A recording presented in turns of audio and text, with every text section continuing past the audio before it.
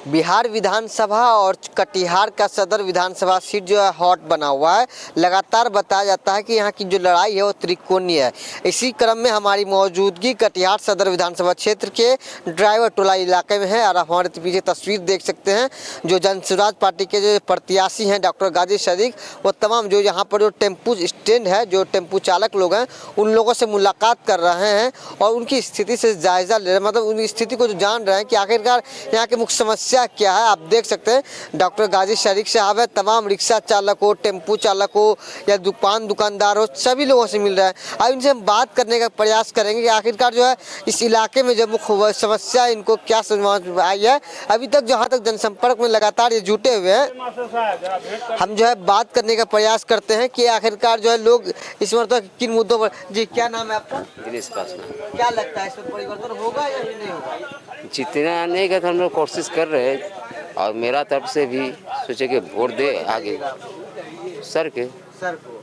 देखिए, यहाँ के लोगों का मानना है कि जो है जो पार्टी से जो नेता लोग हैं आए हुए हैं, आप देख सकते हैं यहाँ पर जो है। सर, कैसे हैं आप? मैं बिल्कुल ठीक हूँ। आज ड्राइवर टोला आ गए हैं, यहाँ की मुख्य समस्या क्या समझ में आई? ड्राइवर टोला की मुख्य समस्या समझ में आने के लिए यहाँ आज आने की ज़रूरत नहीं है। हम हमेशा से आते रहे हैं और समस्या जस की तस हैं। यहाँ पे आप देखिए कि इतना प्रमुख स्थान है ये, और सबसे पहले तो यहाँ पर आने के रास्ते बहुत संकीर्ण हैं और अंदर में जहाँ गलियाँ बनी भी हैं तो नाले नहीं हैं। जहाँ पे शार्प मोड़ है वहाँ पे गाड़ियों को नाले में गिरने की समस्या, बच्चे तेज़ी से दौड़ते हैं तो नाले में फिसल जाने की समस्या, और कई जगह तो नाले ही नहीं है। विधायक जी कहते हैं बहुत सारे विकास को गिनाने के लिए वो प्रधानमंत्री मोदी जी को उतार दिए हैं, वो कल आ रहे हैं। ये चुनाव यहाँ कटिहार में सिर्फ विधायक के चाल और उनके काम पर नहीं होना है। ये आप समझ लीजिए कि विकास को गिनाने के लिए प्रधानमंत्री को आना पड़ रहा है, यानी यहाँ के लोगों को कुछ नहीं मालूम है कि क्या गिनाया जाए, तब उनको आना पड़ रहा है। और उनको आना पड़ रहा है तो ये आपको मालूम है कि उन्हीं के सबसे बड़े सहयोगी, उन्हीं के सबसे बड़े बाजू अमित शाह खुद बता चुके हैं कि वो जुमला फेंकते हैं। तो इसमें कुछ बताने की आवश्यकता तो है नहीं। हर बार बेवकूफ़ बनाने के लिए आते हैं, मदारी आएगा, खेल दिखाएगा, चला जाएगा और आपको बदहाल छोड़ जाएगा। सर, इस इलाके आए जनसंपर्क कर रहे हैं तो लोगों को किन बातों को समझा रहे हैं, क्या चाहती है यहाँ की जनता?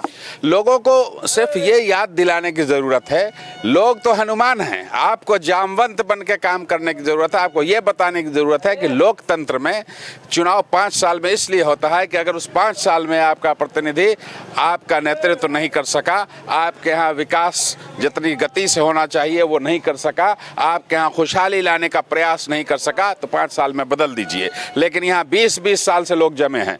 20 साल ये विधायक जी को हो गया। ये सबसे मजे की बात यह है कि ये उप मुख्यमंत्री भी रहे और साथ में नगर विकास मंत्री भी रहे, और नगर का ये हालत है।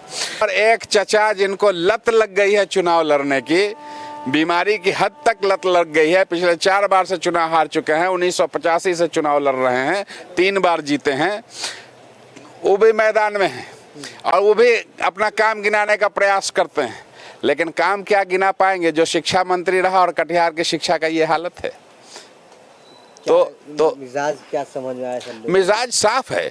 लोग अब ऊब चुके हैं इन लोगों से। लोगों को समझ में आ चुका है कि पहले तो लोग पीठ में चूड़ा घोंपते थे, ये लोग पेट में भी चूड़ा घोंप रहे हैं। भूखमरी की हालत हो गई है। बच्चे रोजगार के लिए इधर उधर दर दर भटक रहे हैं। जो नहीं जा पा रहे हैं वो सूखा नशा का शिकार हो रहे हैं। घर में नहीं जाते बेचारे कि माँ बाप बोलेंगे कि कुछ काम करो, और काम मिल नहीं रहा है तो बेचारे बाहर भटक रहे हैं, गलत संगत में पड़ रहे हैं, सूखा का नशा कर रहे हैं, पूरी नस्ल बर्बाद हो रही है।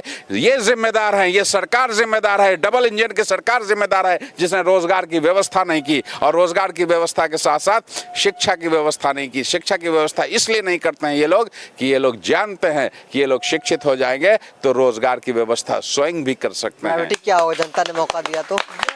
अगर आपको जनता ने मौका दिया तो प्रायोरिटी क्या होगी आपकी? प्रायोरिटी हमारी शिक्षा के स्तर को बेहतर करना, स्वास्थ्य के व्यवस्था को सुचारू रूप से लगाना, और यहाँ जो सड़क जाम की समस्या है, यहाँ जो जल जमाव की समस्या है, यहाँ जो बेरोजगारी की समस्या है, उसको संज्ञान में लेकर उसके दिशा में बेहतर कार्य। एक अंतिम सवाल है सर, अस्थायी बस स्टैंड कटिहार को आज तक नहीं मिल पाया, जिम्मेदार आप किन्हें मानते हैं? इसको अगर आप समझना चाहते हैं या चुनावी मुद्दा बनाना चाहते हैं? अगर समझना चाहते हैं तो आप ठीक से समझिए। ये बस स्टैंड बना, ये रेलवे लाइन के उस पार है। आरओबी भी पास हुआ, लेकिन आरओबी का काम रुका है। इसको बहुत संजीदगी से समझिएगा, जनता को भी समझना चाहिए। मैन हैं कटिहार में जिनके सामान बस पर लोड होकर दूसरी जगह जाते हैं। वो सारे लोग यहाँ से जो शहर में ही रात में सामान लोड कराते हैं, उनको वहाँ भेजना पड़ेगा, तो थोड़ी सी दूरी उनकी बढ़ जाएगी, थोड़ा कॉस्ट भी बढ़ सकता है। तो वो लोग जो इस व्यवस्था से जुड़े हैं, चाहे वो विधायक हों, चाहे वो पार्षद हों, चाहे वो एमपी हों, सब के साथ मिलकर इस व्यवस्था को डिले करने का प्रयास कर रहे हैं। और इस हद तक प्रयास कर रहे हैं कि जब तक ये समय आए कि वो चालू हो सके, तब तक वो ध्वस्त हो चुका होगा। तो ये सोची समझी साजिश है कुछ लोगों की। ये एक सिस्टम है। जैसे आपने देखा होगा कि ये जो पुल गंगा पे बन रहा है मनिहारी पे, वो पहले 3 बार शिलान्यास भी हुआ, टेंडर भी हुआ, टेंडर कैंसिल हुआ। वो क्यों होता था? क्योंकि जो स्टीमर चलाते थे। कुल मिलाकर सिस्टम जिम्मेदार है। बिल्कुल, और सिस्टम चलाने वाले जिम्मेदार हैं।